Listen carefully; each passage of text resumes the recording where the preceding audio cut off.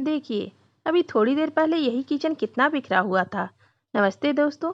खाना बनाना खत्म हुआ और सारे बर्तन यहीं सिंक में जमा हो गए। पर सच कहूँ, घर का असली काम तो अब शुरू होता है। मैंने पहले ही इन सब बर्तनों में पानी डाल दिया था ताकि चिपका हुआ तेल और मसाले धीरे धीरे निकल जाएं।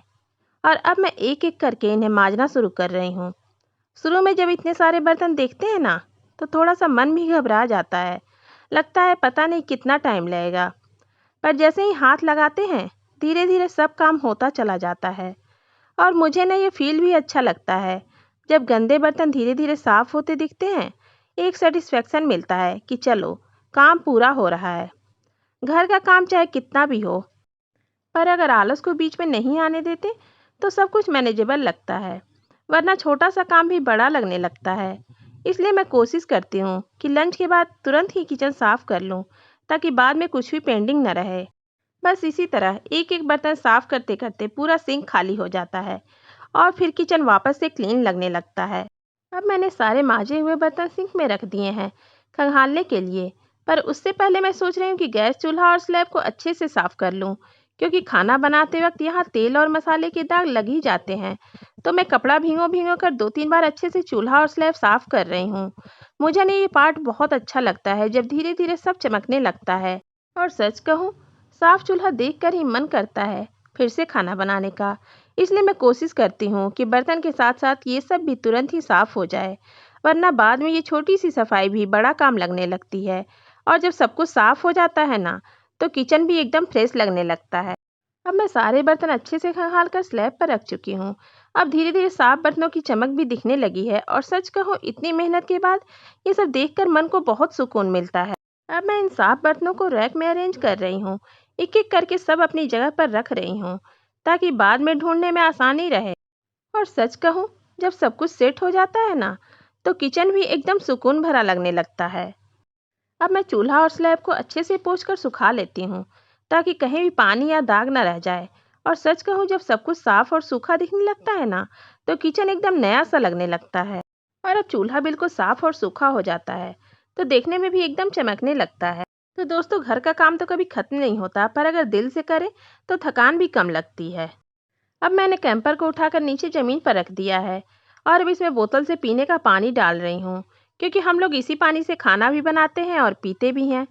नल का जो पानी आता है वो थोड़ा खारा होता है, इसलिए उसे यूज नहीं कर सकते। इसलिए मैं पीने वाले पानी को अलग से ही भर कर रख लेती हूँ, ताकि ज़रूरत पड़ने पर आसानी रहे। अब धीरे धीरे बोतल से पानी डालती जा रही हूँ, ताकि कैंपर अच्छे से भर जाए। घर के ये छोटे छोटे काम भी ना रोज की रूटीन का ही एक हिस्सा होते हैं, और जब हम इन्हें टाइम पर कर लेते हैं तो बाद में कोई टेंशन नहीं रहती। अब कैंपर भर गया है, इसे देख कर लगता है कि बस अब पानी की टेंशन नहीं रहेगी। और जब चीज़ें टाइम पर हो जाए ना, तो मन भी बहुत हल्का लगने लगता है। अब अभी जितना पानी कैंपर में आया उतना मैंने इसमें डाल दिया है और बोतल को अभी यहाँ मैंने साइड में कर दिया है। अब कैंपर का ढक्कन लगा देती हूँ और इसके बाद इसे छोटे ड्रम के ऊपर रख दूँगी। तो बस मैंने यहाँ पर कैंपर का ढक्कन बंद कर दिया है और अब इसे एक बार साइड में कर देती हूँ, ताकि ड्रम के ऊपर मैं इसे आसानी से रख सकूँ। तो इसे मैं चलाकर यहाँ साइड में ले आई हूँ और इसके बाद इसे मैंने ड्रम के ऊपर रख दिया है। मुझे पानी का कैंपर यहीं पर रखना अच्छा लगता है, क्योंकि यहाँ से खाना बनाने में और पीने के लिए लेने में बिल्कुल आसानी होती है। अब मैंने हाथ वगैरह अच्छी तरह से धो लिया है और एक बार अच्छी तरह से टॉवल में इसे पोंछ लेती हूँ। और अब मैं किचन में आ गई हूँ चाय बनाने के लिए। तो मैंने सबसे पहले चाय का बर्तन उतार लिया है रैक से और इसके बाद मैंने दूध का पैकेट भी ले लिया है।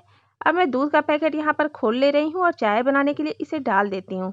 तो अभी पतिदेव जी ऑफिस से घर नहीं आए हैं, तो अभी मैं सिर्फ अपना चाय बना रही हूँ और बेटी के लिए यहाँ पर दूध गर्म करूँगी।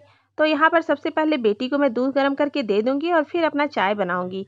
तो बेटी को मैंने यहाँ पर दूध अब दे दिया था उबाल करके अच्छी तरह से, और इसके बाद चाय बनाने के लिए यहाँ पर चीनी और चायपत्ती डाल रही हूँ। तो चीनी मैंने डाल दिया था, पर डब्बे में भी चायपत्ती ख़त्म हो गई थी।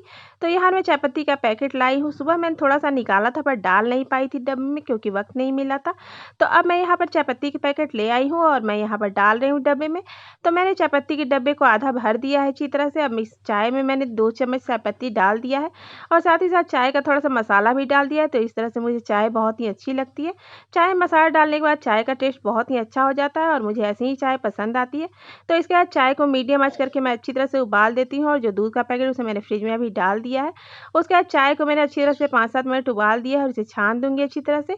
अब मुझे चाय पत्ती थोड़ी-सी कम लग रही थी तो मैंने फिर से 1.5 छोटे चम्मच चाय पत्ती यहाँ पर डाल लिया है और साथ ही साथ गैस का आँच अब मीडियम कर दिया है और अच्छी तरह से उबाल लेती हूँ। तो चाय जब तक अच्छी तरह से ना उबले मुझे पीने में बिल्कुल भी पसंद नहीं आता। तो यहाँ पर इसलिए मैं चाय को अच्छी तरह से उबाल लेती हूँ ताकि चाय हमारी एकदम अच्छी तरह से पक जाए। उसके बाद हमारी चाय पीने में बहुत ही स्वादिष्ट लगती है। तो यहाँ पर हमारी चाय बन गई है, यहाँ पर अब चाय बनकर तैयार हो गई है, मैं इसे छान लेती हूँ। तो यहाँ बस अपना ही चाय यहाँ पर ले रही हूँ क्योंकि पतिदेव जी अभी तक ऑफिस से नहीं आए हैं। तो मैंने यहाँ पर अपना चाय यहाँ छान लिया है। तो यहाँ पर मेरी चाय बनकर तैयार है, इसे मैं एक बार पी लेती हूँ, इसके बाद फिर मैं बाकी के काम करूँगी। तो बस अब मैं यहाँ पर बैठकर चाय वगैरह पी लेती हूँ, इसके बाद मुझे थोड़ा फ्रेश फील होगा और फिर मैं बाकी के काम भी आराम से निपटा लूँगी। अब मैं रैक पे डब्बों को थोड़ा सेट कर रही हूँ और अब पूरा किचन फिर से साफ और रेडी हो गया है। सच कहूँ खाना बनाने के बाद की सफाई हो जाए ना तो मन को बहुत सुकून मिलता है। तो मैं मिलती हूँ आप लोगों से नेक्स्ट ब्लॉग में। धन्यवाद दोस्तों।